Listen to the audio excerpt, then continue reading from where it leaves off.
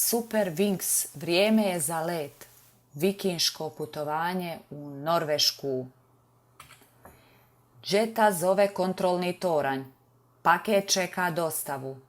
Javljao je Jimbo preko razglasa. Hej, Jimbo, kamo danas letim? Pitao je Jet. Ideš u Norvešku isporučiti paket dječaku po imenu Karl. Norveška se nalazi na sjeveru Europe. To je zemlja fjordova, morskih rukavaca okruženih visokim stijenama. Sjeti se biti pristojan. Umjesto hvala trebaš reći tusen tak. Tusen tak na toj informaciji, Jimbo, odgovorio je Jet. Pripremi se za uzlijetanje, povikao je Jimbo. Pali, pali, pali i pali. Vrijeme je za let u Norvešku, rekao je Jet. Na putu prema Karlovoj kući, Jet je preletio prekrasan fjord. Jako mu se svidjelo letjeti iznad njega i riječ fjord mu se jako svidjela. Paket za Karla, objavio je Jet stigavši na odredište. Ja sam Jet, na vrijeme, svaki put. Dodao je Jet kad je dječak otvorio vrata. O, tu sam tak, Jet, odgovorio je Karl. To je moja vikinška kaciga s rogovima. Ja sam viking, snažan i odvažan. To je sjajno. Ali što je to viking? Pitao je Jet vidjevši dječaka sa kacigom na glavi. Vikinzi su bili naši preci prije puno vremena, objasnio je Karl. Bili su izvrsni moreplovci i veliki istraživači, nastavio je. Naučit ću više o njima danas u vikinškom kampu. Hoćeš li poći sa mnom? Sa zadovoljstvom, odgovorio je Jet. Mama, može li Jet ići sa mnom u vikinški kamp? Pitao je Karl. Da, naravno, odgovorila je Karlova mama. Vrijeme je da krenemo. Automobil je krenuo na put, a Jet je letio iznad njega. Ubrzo potom naši su prijatelji stigli na svoje odredište.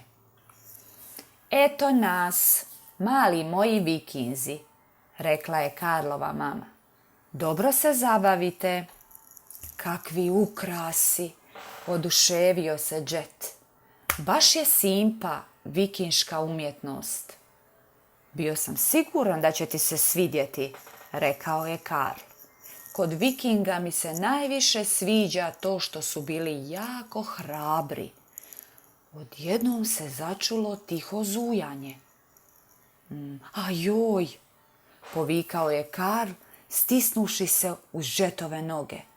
Karl, pa to je običan vilin konjic, umirivao ga je Jet. Pa da, naravno, priznajem, uplašio sam se, uzdahnuo je Karl. Da sam barem hrabar poput pravih vikinga. Siguran sam da ćeš uskoro biti poput njih, ohrabrio ga je Jet. Približio im se neki čovjek odjeven kao viking. Jesi li ti Karl? Ja sam Erik, tvoj vikinški vođa. Dođi, uskoro počinjemo. O, sjajno, uzviknuo je Karl. Ideš i ti, Jet? Ne, žao mi je. Ovo je samo za vikinge, objasnio je Erik. Robotski kamp je dalje niz cestu. O, Jet, baš šteta, rekao je Karl. Ništa za to. Siguran sam da ćeš se dobro zabaviti. Doviđenja, Karl. Karl i Erik otišli su svojim putem, a Jet je poletio u nove avanture. I bum! Zabio se glavom u ukras na ulazu i odjednom se našao s maskom zmaja na glavi. I Jet ništa nije vidio. Bauljao je naokolo, a zatim poletio i prošao točno iznad male skupine izviđača, okupljena oko vođe Erika, djeca su slušala njegov govor. Dobrodošli u vikinški kamp. Kao što sigurno znate, vikinzi su bili vrlo snažni i jako hrabri. Hej, što je to bilo? Jako je zeleno i jako veliko. To je zmaj, povikao je Karl. Svi u brod, brzo, naredio je Erik. Jet je nastavio letjeti naslijepo i zabio se ravno u jarbol broda. Srušio se i tresnuo na zemlju sa zastavom preko glave. Čini se da je ozlijeđen, primijetio je Karl. Jadan, moramo mu pomoći. Karl je skupio svu svoju hrabrost i približio se navodnom zmaju. Pazi da te ne ugrize, opomenuo ga je jedan od prijatelja. Karl je pažljivo podigao platno i ugledao Jeta. Ne bojte se, povikao je. To nije zmaj. To je moj prijatelj Jet. On je avion i robot. Pomozite mi, rekao je Karl. Moramo ga izvući. Hurra! Jet je spašen. Tusen tak, zahvalio je Jet malim vikinzima. Erik je bio jako ponosan na Karla. Pokazao je veliku hrabrost i Jet je bio ponosan. Odjednom se začuo gromoglasan lom. Udarili smo u stijenu, povikao je Erik. O ne, nastala je velika rupa. U naš brod prodire voda, a jurimo prema vodopadu. Uplašio se Erik. Moramo pozvati pomoć, rekao je Erik.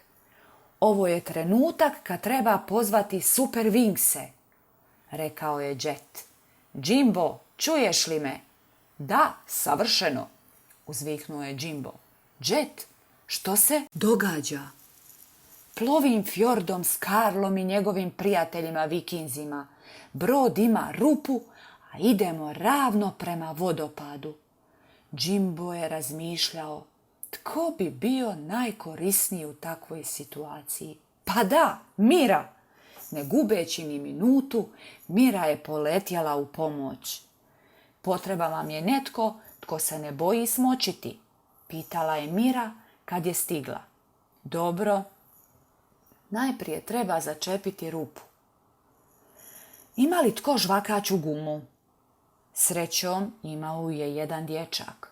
Mira je zaronila i začepila rupu žvakaćom. Hura! Povikala su djeca. A sada, Jet, pomozi mi da preusmjerimo brod. A vi, mali prijatelji, primite se vesla i zaveslajte najjače što možete.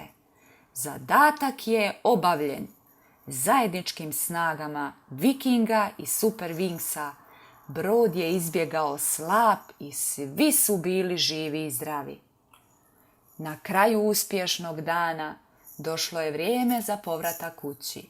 Bio si hrabar poput pravog Vikinga, Karl, rekao je Jet. Tusen tak. Jet i Mira, odgovorio je dječak. Nema na čemu, Karl, rekla su uglas dva aviona. Doviđenja. Super Wings, mi isporučujemo